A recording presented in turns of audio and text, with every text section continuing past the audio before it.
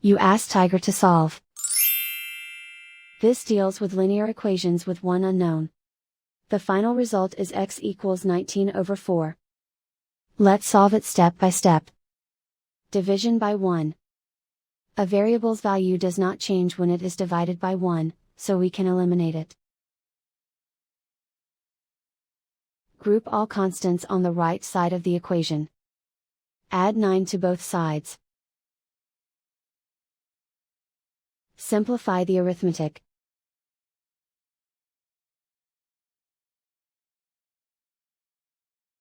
Isolate the x.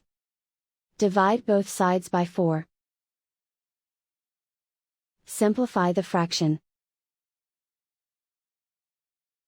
And so the final result is x equals 19/4.